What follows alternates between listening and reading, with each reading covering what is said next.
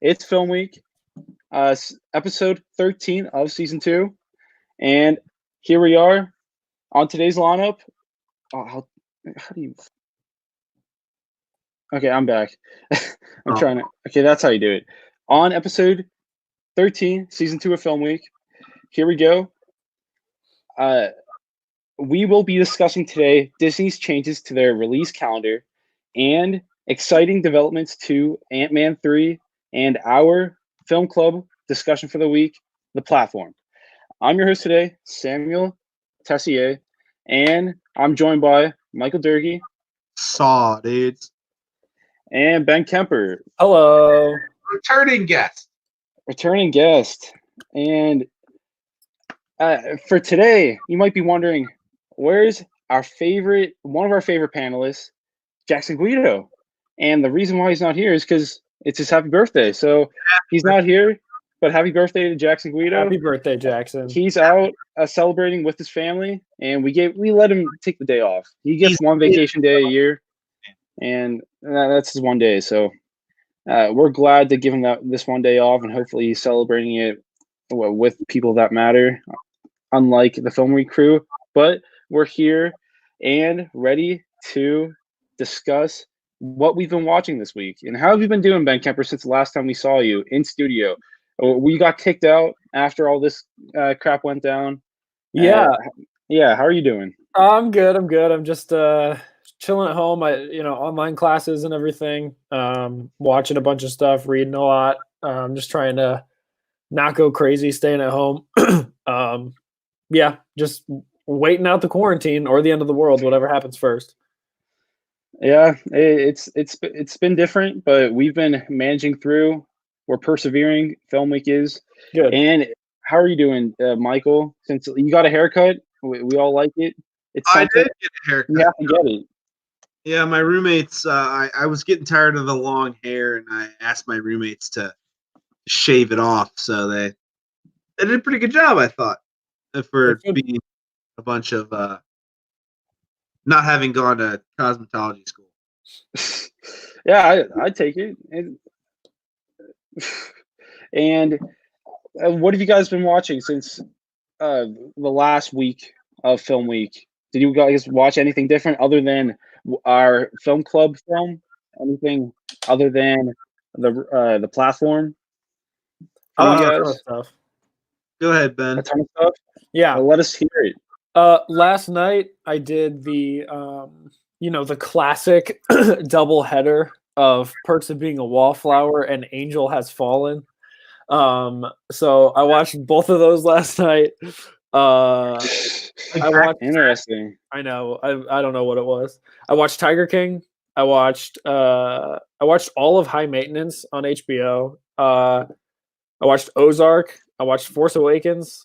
I watched Fury Road, Big Time Adolescence, Snatch, Surf's Up, the SpongeBob movie, The Art of Self-Defense, 8.5, Rashomon, and I've been watching Hunters. That's a big, really spread out variety, I will say. It's very. I know it makes no sense, but that's what I've been watching. I mean, weird times, man. I mean, I've been watching almost exclusively like children's adventure. Still on that run.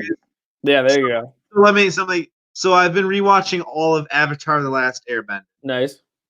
I watched on Netflix The Dragon Prince, which is created by the head writer of Avatar. Okay. I've been rewatching season 2 of that, and then I watched for the first time all 4 seasons of Legend of Korra, the continuation of the Avatar series. And then I started watching Star Wars Rebels because I just can't get enough of these like feel-good adventure stories. That's a deep hole. It's a deep hole, but I will say the reason why is there's actually like really good. I talked about this last time. There's a lot of really good like writing lessons you can learn from these sort of serialized television shows. Yeah. And especially I just enjoy it from the kid shows. It's just like a bunch of friends just like caring for each other's emotions. Yeah. Each other. And in the quarantine where I can't like hug anyone, it's really nice. Yeah. I have to say. And shows like Airbender and Legend of Korra, Dragon Prince actually deal with a lot of really mature subject matters, but approaching it from a lens that like you can explain sort of. Dragon Prince deals a lot with like a subject matter that's similar to like global warming, which is really interesting for a kid show to approach. And Legend of Korra is really intense about like industrialization and like colonization for like Nice. a kid show, but Yeah. that's what I've been watching. Yeah. What have you been watching, Sam? And what I've seen since the last time of Film Week is I saw Creed 2, and right before that, I did see The Art of Self-Defense, which I thought was a great time. Yeah. I had a lot of fun with that. It was a very funny film. I like deadpan humor. Yeah, That's my really type of thing. And Onward was also another film I saw because it's on Disney Plus now, so why not? I'm gonna add your names to the screen. Oh shoot. Okay, so since Onward. So yeah, if anyone hasn't seen it yet, it's on Disney Plus. A really fun time about two brothers on an adventure to try to understand and find out what happened to their father since he passed when they were younger. And someone said in the chat, I started watching Secret in Their Eyes. I'm not sure exactly what that is, but I'll look it up. yeah. I'm not sure why. I don't know why it's not displaying names because I have it turned on. But yeah, I'm sorry for display names when they're hidden. But anyway, we for some reason it's not working this week. But I'm Samuel Teyssier. That's Doerge. That's Ben. If you have any questions on who we are, that's who we are. I have it turned on. It's not working, but what and someone else that passed away this week was Andrew Jack, who was in the last two installments of the sequel trilogy of Star Wars, and he played a rebellion general. So, which he's an older actor. I'm pretty sure he came from the theater realm, and he died of the virus as well. So it's a timely. Yeah. A lot of I heard the Fountains of Wayne lead singer. I'm not familiar. Yeah, I'm not familiar with any of the things he's done outside of Star Wars. Oh, sorry. Yeah, separate, but like a lot of we're starting to see now coronavirus starting to get. I mean, obviously we're like reaching our peak in the next couple months, but you're seeing a lot more stories about people getting affected by it. Yeah. Hit real. Yeah. So anyway, the film club film for the week was The Platform, and that's what we saw this week. That's what all of our viewers saw this week. To follow along with the discussion, so we can have that all together. So, as all of you guys know, who watched it, the film is about. The film's about. It follows. All the names are hard for me in this film because they're all like genuinely Spanish names. So it follows. It's supposed to be like George in English, but I'm going to butcher everything because I never took Spanish. But it's Gorange, who voluntarily entered the prison in exchange for a college degree as he travels between. And the concept of the platform itself is just every month your platform changes and food goes from level 1 to level whatever. You don't know how many levels there are in this prison, but it goes through all of those and it passes through all of them.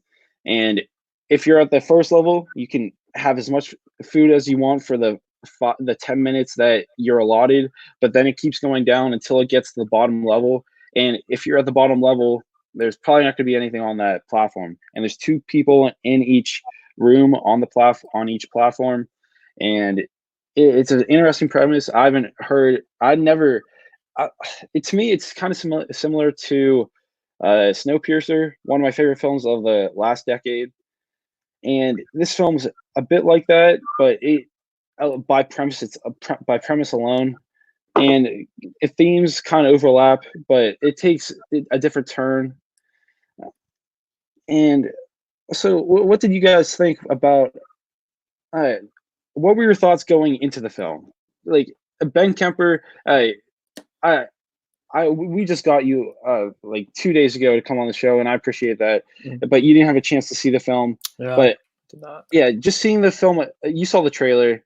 What does that seem like? What does this seem like to you? So yeah, without even seeing the film. As like someone who's only seen the trailer, and like I'm looking at the IMDb page right now.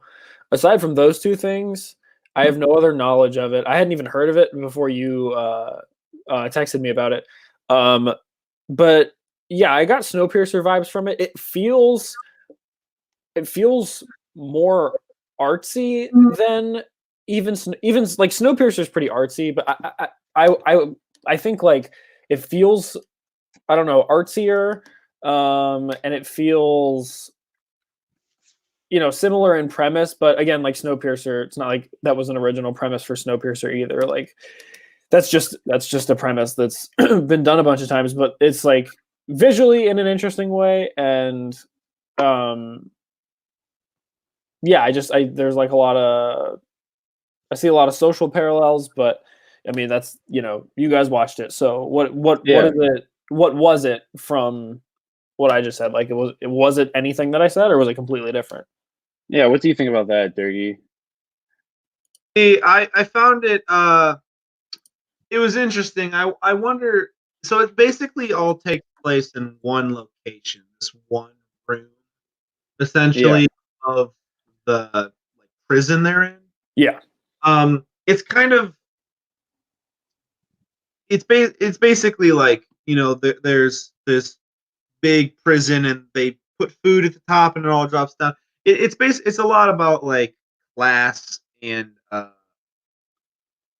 guess sort of like people at the top taking more than they need. It's kind of like the whole process of it. I thought it was an interesting like kind of like proof of concept in a way of like a philosophical debate, I guess. It really feels like one of those like kind of like the trolley experiment, right? Yeah, like not realistic, but like the whole 2 hour like hour and a half movie built around this kind of like philosophical ethical premise. Yeah, it's interesting to see it explored, I think, for sure. I think I mean I liked it as much as I could. It's not really like my kind of movie, It's not a lot of there's a lot of emotional aspects to it that they kind of introduce, but really it's kind of like kind of dry. It's kind of disconnected from it because a lot of it has to do with like humanity is cruel and selfish and stuff like that. Which and not the best one sorry about that. But one phrase that's repeated throughout the film is spontaneous solidarity, and that comes up especially when his second roommate comes into play, who like after each month, and when a lot of people die in this film, obviously because of one, starvation, and especially when you're in the lower levels, they resort to some things that are untasteful to speak of, but they also just of starvation, people commit suicide. So in each month when you're by yourself, they replace your roommate with someone else.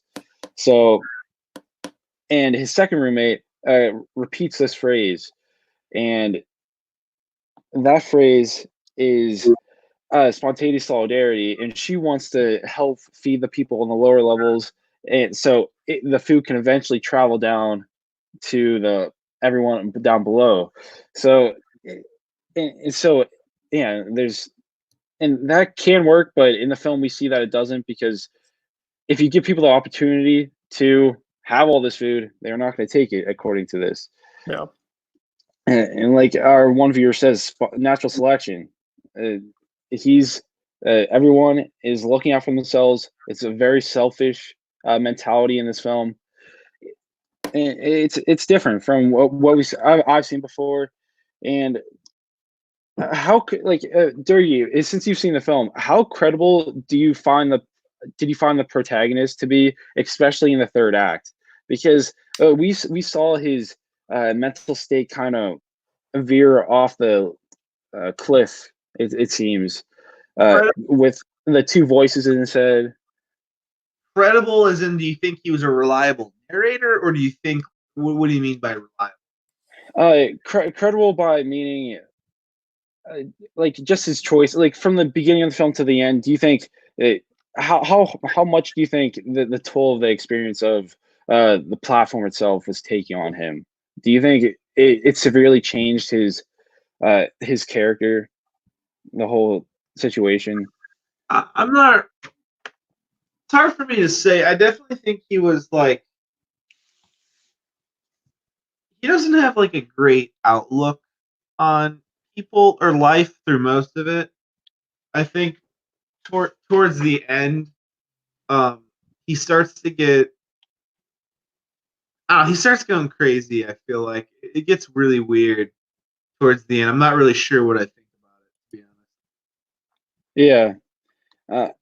What do you think? That's a better question. What I think that it definitely took a toll on him, because one thing that comes through the film is that we see each character, they're allowed to bring one item with them throughout the whole process. And what the main character chooses to bring is a copy of Don Quixote. It's like the most famous book in a lot of literature, and especially Spanish. And I think that really symbolizes him as a person. And he's a very introverted and reflective person, and he wants to bring his book, and that's the first thing he thinks to bring. Other than we see some people bring a katana. Someone brings for his first roommate brings a butcher, not a butcher's knife, but a kind of like not a steak knife, just a kitchen knife, really. And yeah, someone else brings their dog. Everyone brings something different, but he brings a book. And and by the end, all the pages are torn out. That book's ruined in the end. And I think that really symbolizes his character, in that he's not the same person from when it started to end. And we see all the voices in his head. The one woman, he called it the witch, I think. Or no, that's and then you have all the names are hard for me because they're all Spanish, and I took German and French, so it's kind of tough for me, and Latin. So I'm not the best with Spanish, but yeah, I think especially towards the end, in the final shot, really, we see him walking off with a phantom, really, someone who's not even there, someone in his brain who's a figment of his imagination. So that itself, I think it means that he's at terms with his decision, and that he's done the right thing, but he's never going to be the same person again. He's never going to leave here. And what do you guys think in the chat? What do you think? Do you think our character really changed from stage 1 to stage 3, act 1 to act 3? What do you guys think? But and how do you feel about the ending, Doerge? And for everyone else, they wanted to send a message to the people who ran the whole. They called it the whole. What do you think the message? Do you think the message is going to send an actual meaningful thing? Like, do you think it means anything? The little boy or little girl to the top. Do you think that's going to mean anything in the end? I'm not really sure. It was really dark. I mean, yeah. I'm not sure. I'm not sure how I feel about it, really. Yeah, and you just saw it too. You just saw it like an hour ago, right? Yeah, really, not too long ago. Yeah, I finished. Yeah. I'm not sure how I feel about it. It was an interesting movie, for sure. Yeah, I just think that like and that's what I was even like. I took a while, and I don't look at other people's what other people's thoughts on the film. I looked at the creator's thoughts on the film, and he said that he said ultimately, quote, ultimately I wanted to be open to it. He wanted the ending to be open to interpretation, whether the plan worked and the higher ups even care about the people in the pit. We actually did film a different ending of the girl arriving at the first level, but we took it out of the movie. And he said, I'll leave what happens to your imagination. So that's exactly it. There's no true that the creator intended for different interpretations of this film, up to interpret, like, and I respect that. So it's open ended in that respect. And someone else says, I feel like in reality, people on the top levels would be a bit less selfish, assuming they are mostly sane, because they will know what it is like to be on lower levels. And yeah, that's true. This is reflective of the outside world as much as it is everyone on the inside. So, and someone else says, Act 1 showed him resisting the natural urges of self-preservation. Act 2 took the biggest toll on his psychological state, but he was able to do the right thing in the finale. Yeah, I respect that. I think I see where he's coming from in this comment, because a right thing, because he could have not given the little boy girl the food, and then the kid could not have gone up, probably because the child was the child looked like he was starving in the end, and then they wouldn't have had that message to send up.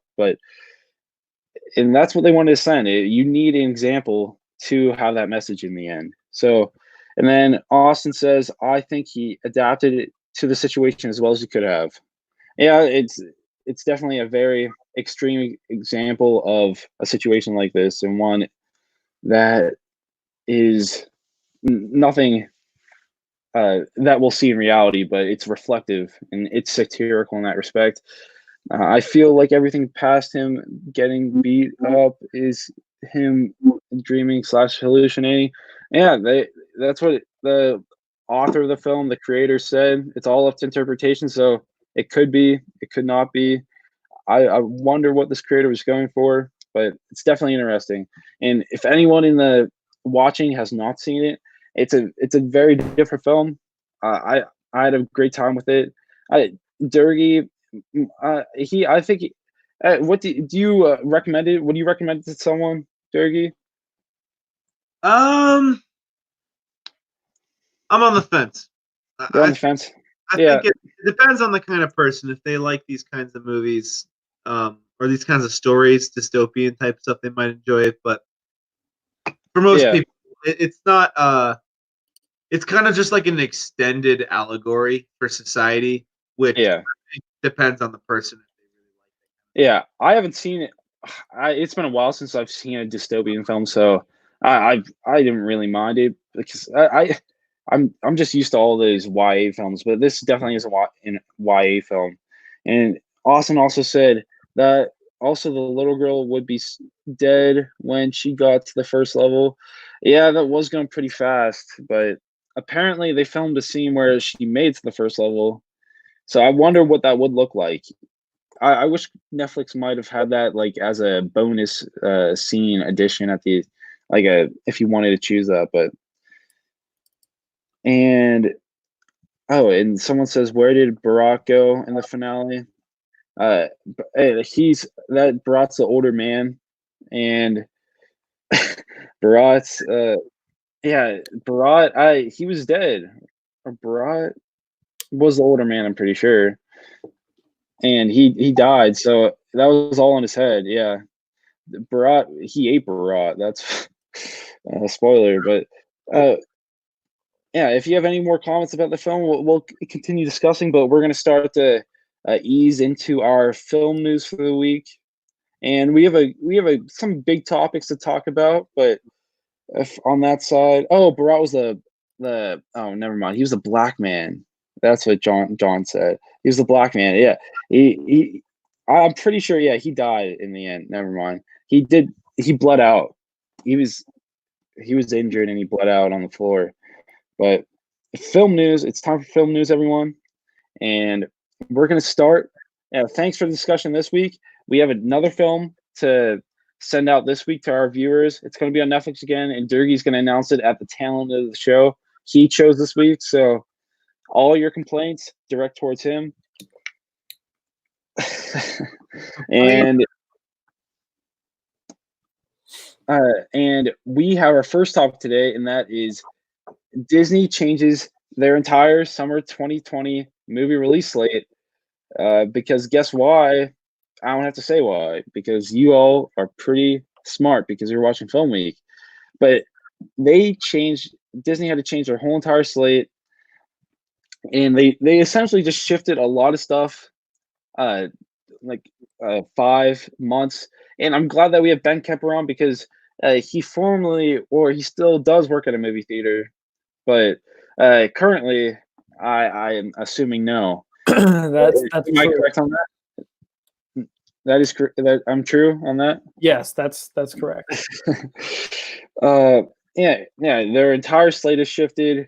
Their two probably biggest films of Q2, Mulan and Black Widow, were both thrown into the end of Q2, Q3, March.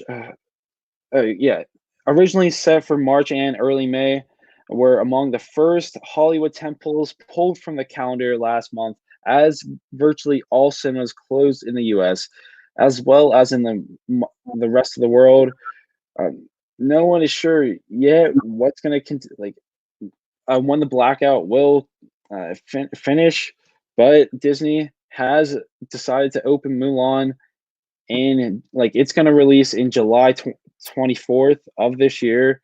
That's when they said that's a new release date after, because it was supposed to come out already. It was going to come out in the end of March, but now it's going to be July 24th, and that's really going to be their biggest. I see that as being their biggest film this year if they can get that Chinese audience, because that's China's film.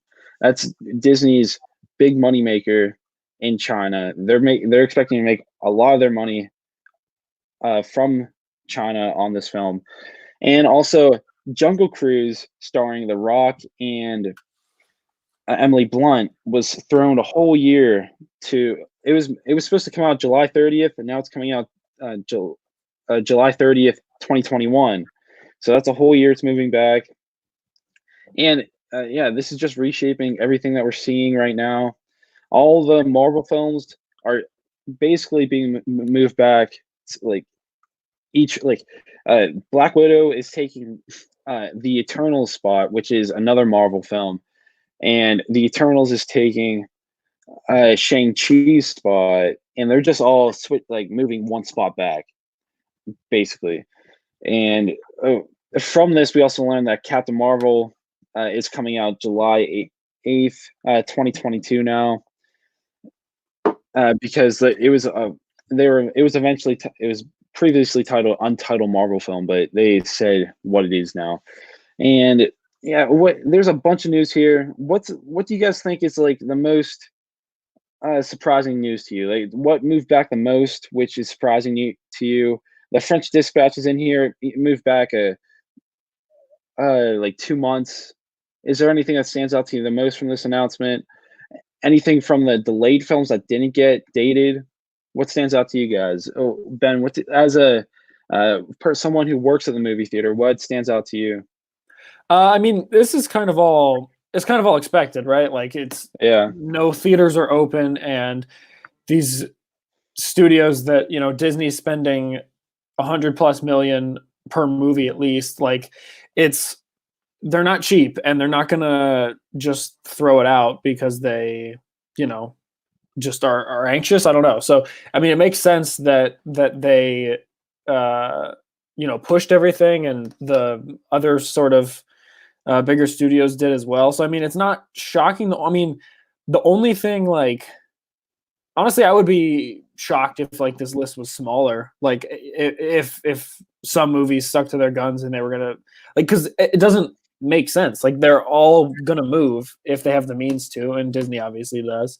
But I don't know, man. It's a weird time because I don't know, okay, say that, by July everybody movie theaters can open back up, but are people going to rush out to the movie? Probably not. Like people are probably going to still be afraid and stay home.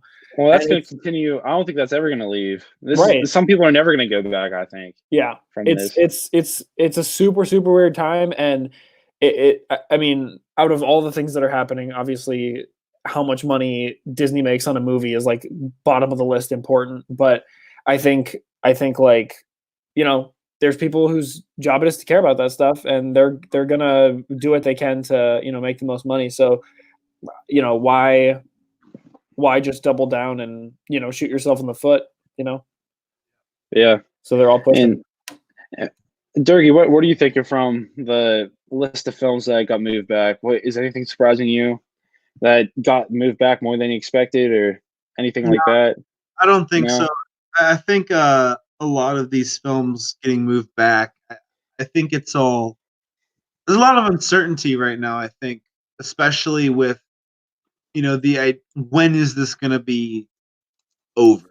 Everybody's like, when this is all over, we'll go and have a party, we'll go, whatever. I'm not sure, if these films are being optimistic or if they're pessimistic and then, throwing it back so far. We really don't know when this whole I don't know that this whole pandemic thing it'll eventually be over, but there's not going to be like a day they're like, all right, everything's cool, go back out again. It's going to be a really gradual thing, and I think no matter how far back that these companies push these movies, there's always going to be a little bit of like kind of guesswork that goes into it. They're like, we'll move it back to July 30th. Maybe maybe we'll be able to go see movies again.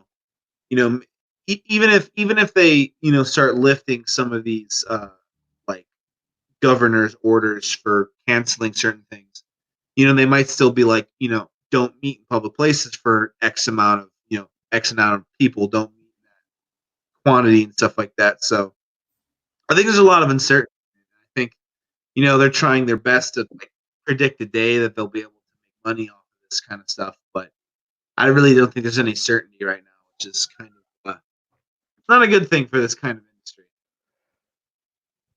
Yeah. And one other thing that's surprising is Soul, Pixar's next film after Onward, is staying at its release date. It's not delaying at all. It's holding that June spot, which is surprising to me because by June, I'm not sure.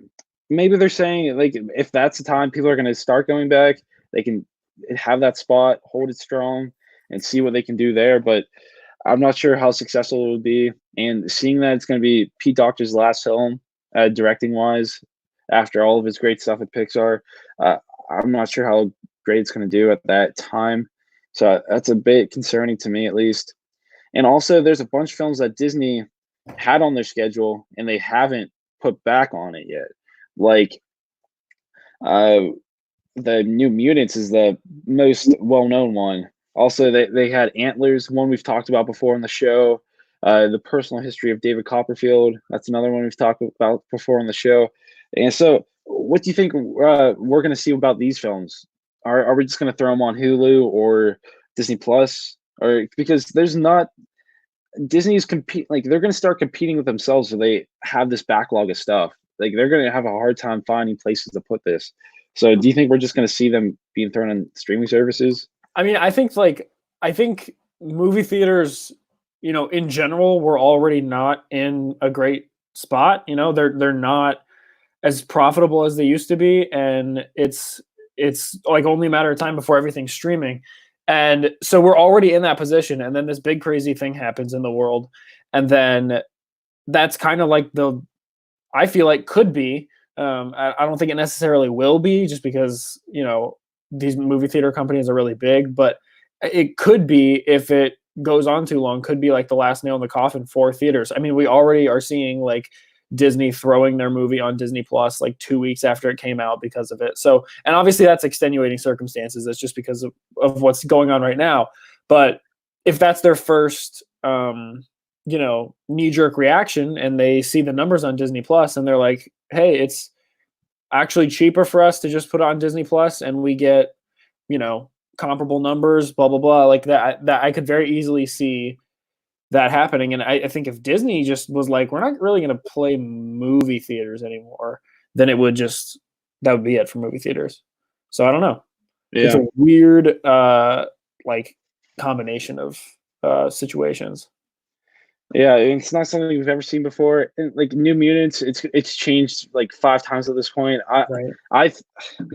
This film's just cursed at this point. I expect it just to be thrown to Disney Plus. It was filmed in like 2016, I think. So yeah. I think it's about time for it to just be released and for them to cut their losses. But there's one film that was announced to be released in theaters, but now Disney's just saying, I don't think they had too much confidence in the film to begin with, and I don't think was too excited for it at all. And that's Artemis Fowl. They're just putting it on Disney Plus at this point. It's the first victim of Disney's rescheduling issues, and they just bailed out of the theaters, and they're just putting it on Disney Plus. This is Kenneth Branagh's theatrical release, first theatrical release since I think it's Murder on the Orient Express, which wasn't too long ago. That was only, I think that was 2017, 2016. And like, does this surprise you at all, seeing that Artemis Fowl is just being thrown on Disney Plus? Do you think it would have been successful in theaters? Because it was supposed to release in May. Yeah, Doerge, what do you think? Yeah. All right. Okay. I don't think it's the kind of thing that would, was just gonna like blow the doors off movie theaters. So I think it makes sense that, like, if it was already kind of in their books, barely making it worth it to like put in the theaters, and then once that's gone and people can't go to the theaters, like, of course they're going to just throw it on. They have the streaming service, and it's doing really well, and it's still doing really well, and they're still getting people. So it's like they're feeding into each other, I think, more than I thought like they might have when Disney Plus like first came out. Like it's really weird how interconnected they are, because I mean, I know it's the same company obviously, but it's very much like, it feels like they're propping each other up, and they're picking the right movies to put in theaters versus put on Disney Plus. And they're not idiots. Like they're being really smart about,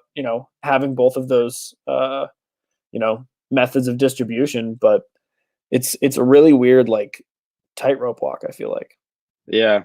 Same. What do you think, Doerge, about Artemis Fowl? Do you think it would have been? Do you think it was, like? I'm not saying that it would have been a blockbuster, but seeing all the money they've been putting, I've seen a good amount of advertising at this point. So, do you think it would have been worth it to just wait a few months, get whatever you get out of theaters, and then release it on Disney Plus after that, or just because I don't see this film personally getting anyone to sign up for Disney Plus. So why not just wait? Put it in theaters. What do you think, Jack? Michael, sorry. I really, I think it's kind of cliche to say, but these are really, really uncertain times for a lot of these companies. I really don't think there's any one good answer. I think everybody's testing the waters to see what's going to work. For something like Artemis Fowl, I really think if they were going to release it in theaters, it wasn't going to make that much in the theaters. They were really probably relying on a strong streaming service boost. So I think at this point, just dropping it on a streaming service is probably the best move they had. I mean, I'm not a great gauge for like how well these kinds of movies do. I don't care about Artemis Fowl or a lot of the Disney kind of style movies that come out. I don't really know much about Armor's Fowl. I honestly thought it was like some sort of like wizard series, and then I found out it's about spies. So probably the wrong person to ask. Whatever. Fairies and spies, so it's a very, very odd YA film. But yeah, that's Kenneth Branagh's adaptation of it. And I was at first when I heard they were doing an adaptation, I was kind of looking forward to it, but seeing the first trailer really turned me off. And I did read the first book when I was in like intermediate school, but that was a while ago. But I think Disney's going to continue down this and put New Mutants on Disney Plus and a few others because they just have a lot in production right now. And well, production is not going on right now, but they just have to find. And I don't think they don't see New Mutants making a dent at the theaters, just like Artemis Fowl and all the other films they are releasing in theaters are going to make much more than both of these films combined. So I just don't see a place and a time for these where it won't compete with their own films. So I just see a lot of their films that they didn't put dates on just going on Disney Plus and Hulu. And moving on, we're talking about another Disney property, and that's Ant-Man 3, because they enlisted help from Rick and Morty writer and producer to draft a screenplay of Ant-Man 3. And this is not Dan Harmon or the other guy. I'm not too familiar. What's his name? Justin Roiland. Justin Roiland and Dan Harmon. Those are the two creators of the show. This is a constant writer and producer. His name's Jeff Lovingness. He was hired to write the screenplay, according to the Hollywood Reporter. Lovingness has worked on the hit Adult Swim show as a writer and producer for a few seasons now. In addition, he's written for Jimmy Kimmel Live, the Daniel Radcliffe anthology series Miracle Workers, that I've heard is pretty good. I haven't seen it yet. The Onion News Network, who doesn't love the Onion, and the Oscars and the Emmys. So a bunch of comedic-led shows, live to tape at least. He seems to me at least he seems a good fit. What do you guys think? I think at least I'm not sure what exact episodes he's done of Rick and Morty. I just started watching the show while I work out at home now, and it passes the time. But what are you guys familiar with Rick and Morty at least, in how the show's comedy? What do you think, Jack or Michael? Sorry. Yeah, I'm pretty familiar with Rick and Morty. I didn't really know much about him. As for him, working on a Ant-Man 3, it could be interesting. I think he definitely might have the style for it. I really think Ant-Man is really yet to define exactly what their like thing is. Like Thor has adopted the sort of Taika Waititi style comedy. The Avengers has a very kind of quippy, sort of Joss Whedon style kind of comedy. Yeah. I don't think Ant-Man really has found its groove yet. It could be interesting to see Jeff Lovingness, whatever, take over for this, though. I really am not. I mean, I'm familiar with Rick and Morty. I'm not familiar with him as a writer. Yeah, me either. But I'm excited to see what he can do, because at least the show itself, I think it meshes really well with the style of comedy of what I've seen so far for Ant-Man. So what do you think, Ben? I saw maybe a season of Rick and Morty back in the day. I don't know how long ago it was, but and I think I saw the first Ant-Man. So I'm not terribly familiar with either, but I mean, as far as like this writer's credits go, like, I mean, he's clearly a very prolific comedy writer, so it makes sense. His credits, it's kind of deceiving. He's written one episode of Rick. Oh, okay. And I saw the episode. It's not one of the best ones. Huh. So that's interesting that they kind of put that as the title. He wrote one episode. Yeah, that doesn't really make sense. Yeah, but I'm sorry. Continue. Currently writes maybe I'm sure they have like a room of writers to collaborate on ideas. Maybe that's what they were going for, but and maybe he just led the one specific episode that you're mentioning. Yeah, it was one of the I more recent. unless everyone else is wrong and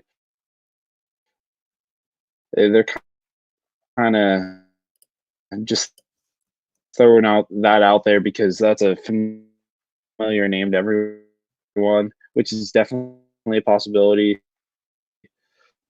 Mhm. Okay, but yeah, in my perspective, he comes from he's kind of fish out of water world.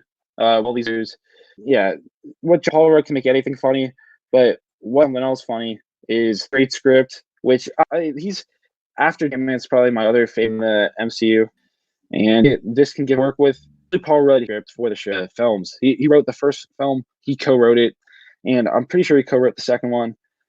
And yeah, at this point, are you guys surprised that Ant-Man 3 there's gonna be an Ant-Man 3? Because there was no official confirmation. This isn't an official confirmation. They could just be uh, writing a script while all of this is going down. And they could just be working on a script, and this isn't greenlit at all. But I that they're even looking forward to an Ant-Man 3. Are you guys surprised with that? Because the Ant-Man is one of the lower grossing Marvel films, like 1 and 2. And they have a stacked lineup going forward, even through like 2023. So, are you surprised that they're finding room for this exact film? That they're finishing the Ant-Man trilogy? Do you find that surprising at all?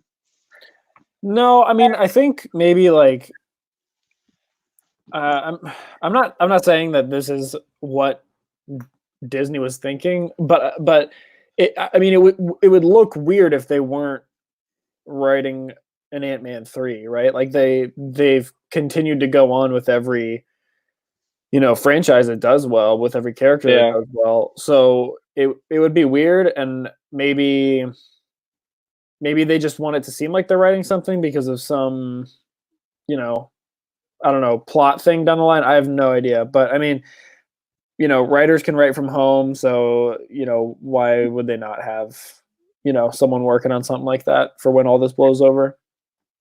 yeah, and that's what I'm looking. That's what I'm thinking too. That why not have something in your back pocket at this point? But uh, and I think this can also be a way to as a backdoor way to set up future films because previously in like the mid 2000s, Payne Reed, the director, he's still attached to Ant-Man 3, Payne Reed, who directed the first two films, but he wrote a script for Fantastic Four in the mid 2000s. So I think this could be like a backdoor way to introduce those characters as well. And I think they could be looking forward to introducing those characters in this film. And they could say like, oh, they were trapped in the quantum realm for since the 60s, so we don't have to have an origin film again for the Fantastic Four, which would definitely be a plus for any fans out there who don't want to see that again, like me. And we can have John Krasinski and Emily Blunt as Mr. Fantastic and the Invisible Woman, respectively, like everyone's rooting for. So that could possibly happen. So what do you guys think in the comments? Do you think that could be a possibility with all this going on? Do you think this Ant-Man 3 could happen with Jeff Lovingness as the head writer? I think his, at least for the one, what was you said you weren't the biggest fan of the episode that he wrote, Doerge. Oh, was it, what was the concept of the episode? It's hard to judge someone based on a single episode. With a lot of the Yeah. time, those episodes are definitely it's a writer's room, and they just kind of pick one person to actually write the screenplay. Um, Okay. Yeah. I'll say it's hard to judge them off of that. I will say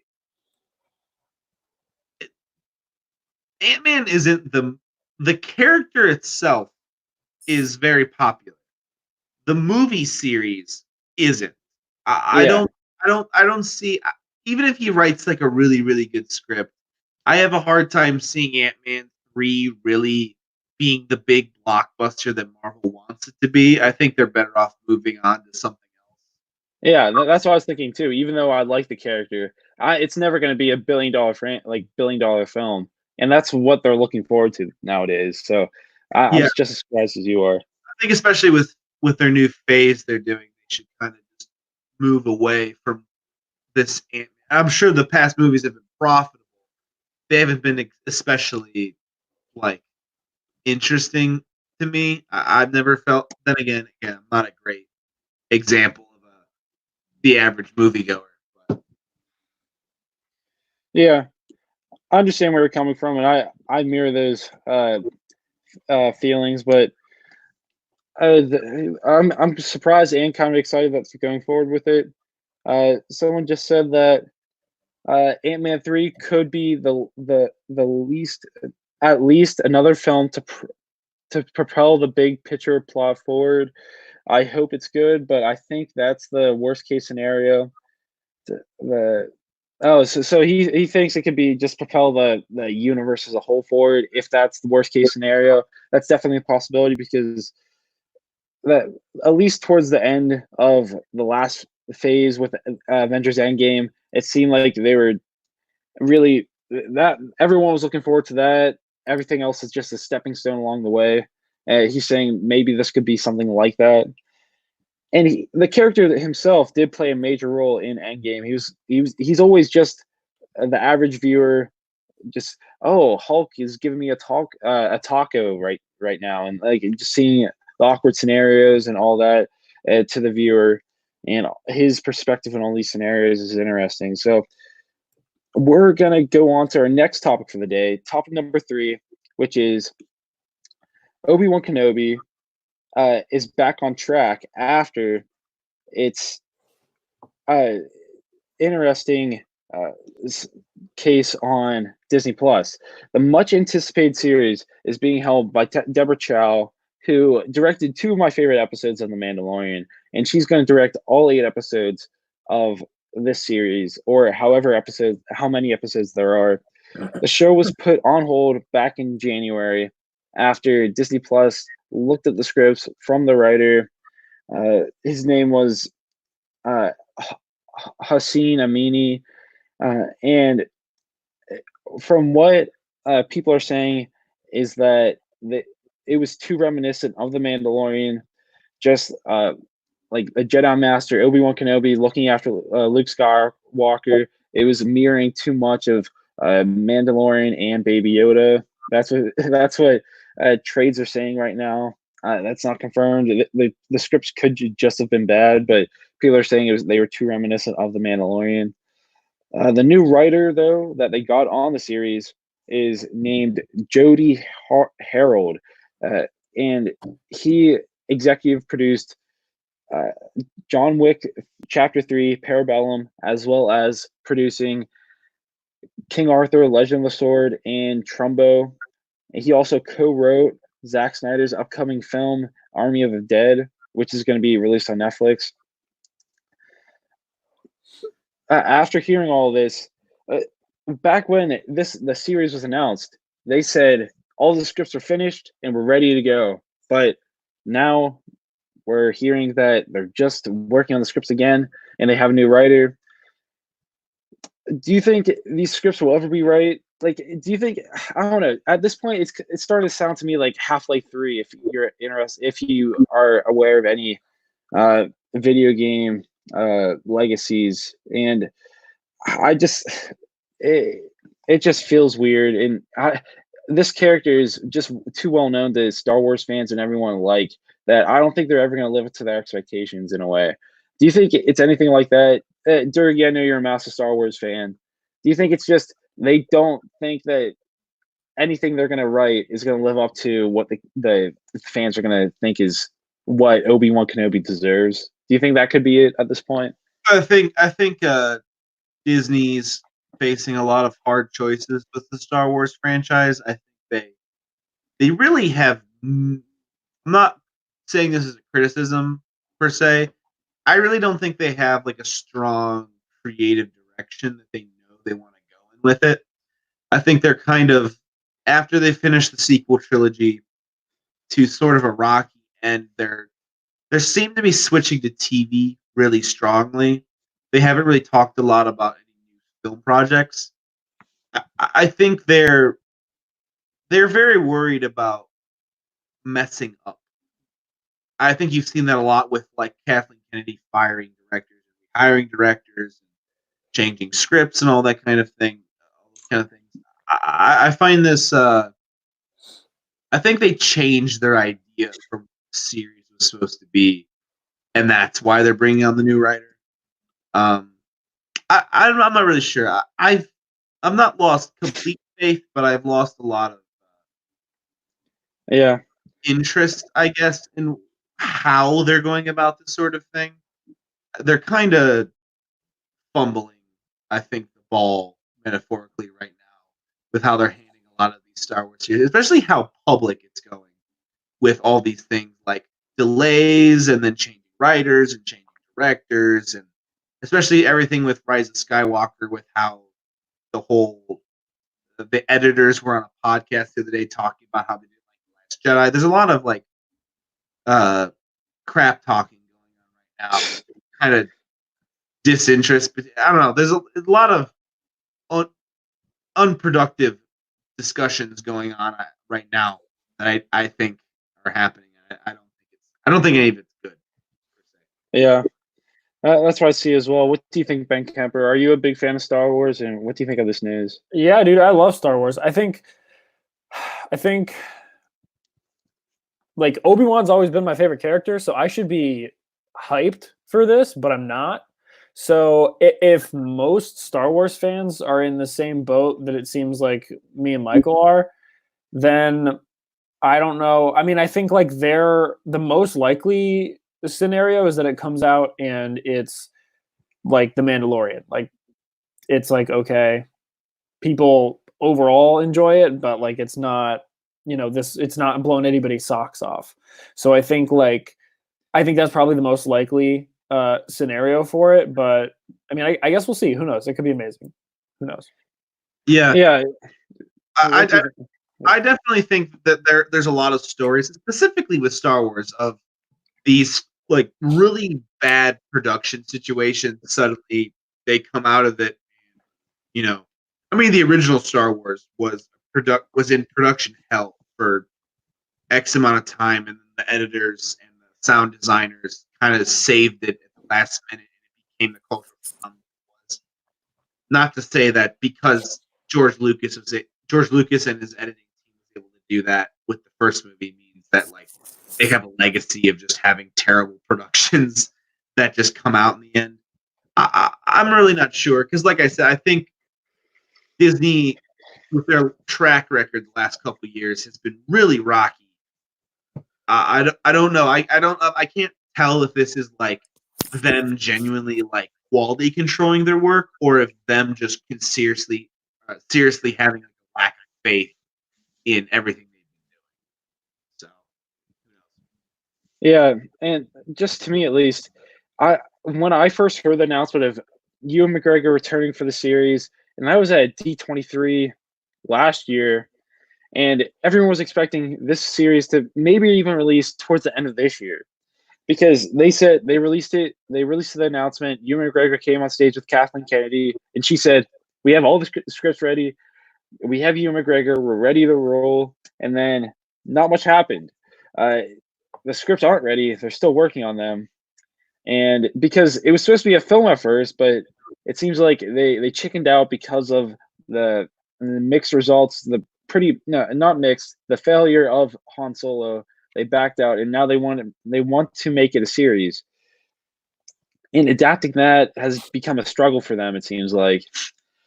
And if it is too similar to The Mandalorian, I guess they have to rework it, but I don't know how true that is. That could just be a rumor for all I know, but it's disappointing because I expected this earlier, but hopefully we get this.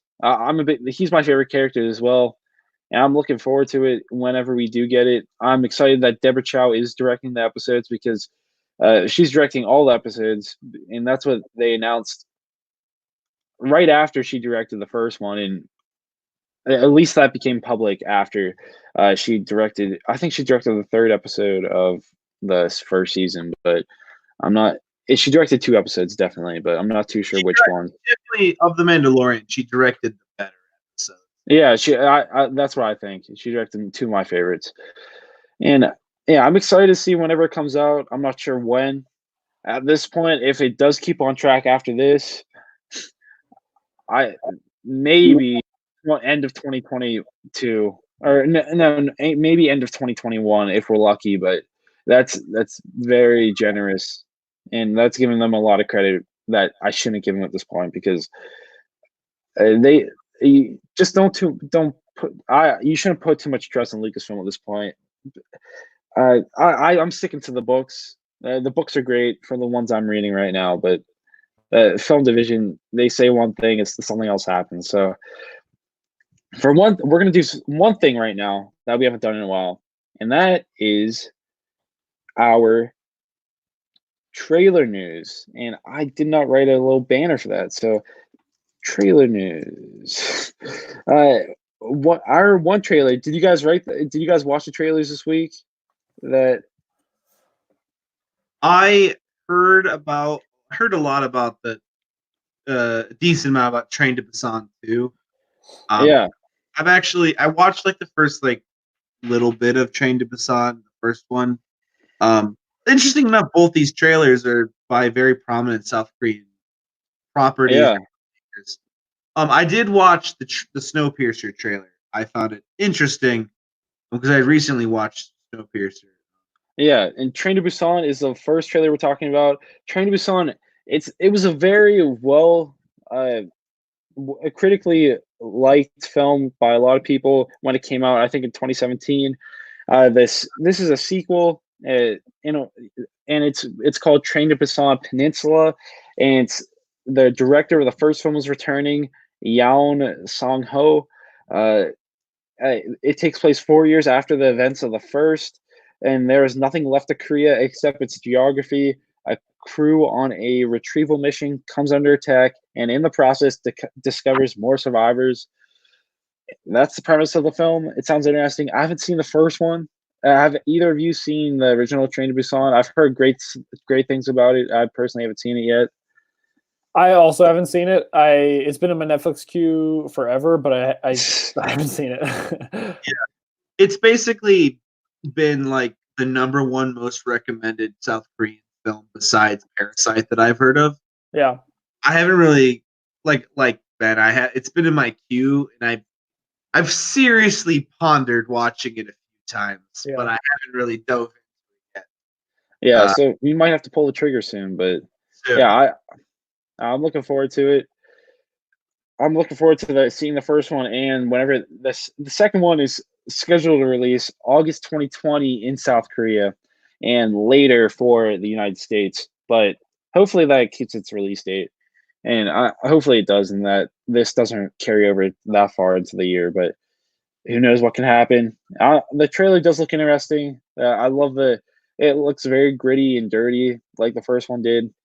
Yep. And with the Snowpiercer TV show, this film is, I don't know, not film, but the film itself from Bong Joon-ho. It was an original idea by Bong Joon-ho, and it's being adapted. This isn't like a spin-off or a sequel series. This is an adaptation of the first film in a way, and a reinterpretation. And it's starring David Diggs, and I'm pretty sure he's voicing one of the characters in Soul. That's the next Pixar film, David Diggs, and also Jennifer Connelly is in the film as well. Not the film, the TV. This is a TV series releasing on TNT May 17th. I just keep saying film because that's what I know it by. Bong Joon-ho is executive producing. And the premise is Snowpiercer is set 7 years after the world becomes a frozen wasteland and follows the remnants of humanity who inhabit a gigantic, perpetually moving train that circles the globe. The show questions class, welfare, warfare, social injustice, and politics of survival. And some of these things we just discussed with the platform review, and that's what there's a lot of parallels between that property and this Korean one. But I don't watch a lot of TV, but from what I saw in the trailer and from the people behind this, I'm seriously considering watching this. I, I can't see. I don't know. TNT supports their shows for a while. They might not get the most viewers, but TNT they'll support it for a while if it is a good show itself. So I might get into it and see how it goes. What are you I thinking about this, Jack? Michael? I think it's they're definitely TNT is definitely trying to capitalize on the Bong Joon-ho renaissance that was started by Parasite becoming the phenomenon it was. I don't know how well this will translate, especially being produced by a network like TNT. I mean, obviously TNT. Actually, no. What has TNT made? Like, I was for a second, I was thinking that they made Walking Dead, but that's AMC. No, yeah, it's AMC. They don't make too much original stuff. Yeah, and Breaking I, Bad was also AMC, wasn't it too? yeah. So So I'm not. I only really know that they just play the Marvel films on replay. That's all that I really know that they do. yeah, Too much TV. I'm not too sure about their TV production. if the movie, I think that's kind of a formula for failure. I think it's kind of anytime you have these TV shows or movies or anything that are retellings of something they've already seen. I think that's immediately kind of like the Avatar creators are doing like a live action recreation of the Avatar series on Netflix. It's like you're setting yourself up for failure. I feel like because you're instantly creating a comparison, like not just like it's like this. They're saying these are the same characters. I think that's kind of a bad idea. As for, I feel like the best version of it was already made with Bong Joon-ho. I think if Yeah, anything like this, the original was the best version already because it was the original. What made you like it, which made people like it, what made it like available. I guess it be the TV show became a TV show because the movie was as good or had a cult following as it did. Just rehashing everything you already did, I feel like is a bad setup. As far as the trailer looks all right. I don't see it being anything particularly interesting about it that really draws me to it. It's Snowpiercer itself, beyond what they actually did in the movie, is kind of like a really classic setup for just kind of a young adult dystopian series with like a little bit more grit to it. But I don't see a lot going on here, especially TNT. yeah. What do you think, Ben, from the news? Um, Would you be interested in the show? Have you seen the original film yeah, so I've that's seen based off of? Snowpiercer. I mean, I saw Snowpiercer once, and I like thought it was like good. I didn't like love it, and I had heard like insane things about it. So I think probably like it was hyped up too much to me, and then it made me not like it as much. But yeah, I mean, to me, like they did a Lethal Weapon show. I don't know if it was on TNT, but they did a Lethal Weapon show. They did a bunch of other ones. They've done like these reboot shows that's just the movie but in a TV show form. And this screams that to me. If it was on HBO, maybe I would be like, oh, maybe it'll I don't know. Maybe that would pique my interest a little bit more, but like TNT is not HBO. And so I don't know. I really don't know. If it comes out and people are just like, this is the best show ever, maybe I'll watch it. Maybe I'll watch the movie again. But I mean, yeah, I don't think I'll watch it. Yeah. Yeah, I think I'll at least give the pilot a chance and see how it goes. Hopefully, it gives a new perspective and isn't just a direct adaptation of what we saw. Because I don't really see how you could. It would be a pretty quick, like 8 episode series if it was just a quick adaptation. Like not a quick adaptation, but Well, just I mean, getting up to the front of the train and seeing what happens. So I wonder you how else they can build off You that. you like Sam? You really liked the original Snowpiercer. Yeah, I Right? really like the original one. Yeah, I mean, I just had it. I mean, you're giving it a chance, but what do you think from this trailer or from the idea of them kind of soft? It's a short teaser trailer. It's only like a minute 19, I think. Just a brief introduction of the setting for the people that don't know the film. I think this is really just that, showing the people that don't know what the film was. And I think it looks fine for what it is. Like the quality, I think is just as good. They're putting as much money into the CG looks fun, good. I think from what I saw, and I hopefully they just put a new take on it. I really can't tell the tone from this teaser trailer. Hopefully, it has the same darker tone, the grittiness of the first one, and it just goes a different route. I wonder how they can do that against the series format rather than a film. But I'm looking forward to it. I wonder how it can go. I've heard about this since the original Snowpiercer came out, and they're finally releasing it. And they pushed it up due to the virus going on as well. So there's also one more trailer that came out today, and you might not have seen it, but it's called Extraction. It's starring Chris Hemsworth. It's releasing on Netflix. I did not put in the show notes. I texted it to you guys, but did you guys see it? Yeah. Okay. What do you think about it, Ben? It's your Netflix action film. Is it any different from anything that we haven't seen before, you think? To me, it looks a lot like what was it? Ryan Reynolds just came out with one, Six Underground or Underground Six, something Yeah, like Six that. Underground. Yeah. To me, it like looks like that kind of, but I for some reason am interested in this one more. Maybe it's just Chris Hemsworth, but I think like I don't know. When I was watching it, I was like, "Wow, this looks pretty cool." Like, I'll probably watch this. I mean, I watched Angel Has Fallen last night. Like, I'm key demographic for this kind of movie. But there's not really those big theatrical release action movies anymore. Aside from John Wick, it doesn't really happen. And the ones that do try to do that, kind of like are dead on arrival. So, it was making me think about how like how a lot of people talk about how where did that like middle budget drama or that middle budget, like where did the Gone Girls go? Like why don't we have a movie like, or Girl on a Train? Like why don't we have those? Why don't those come out anymore?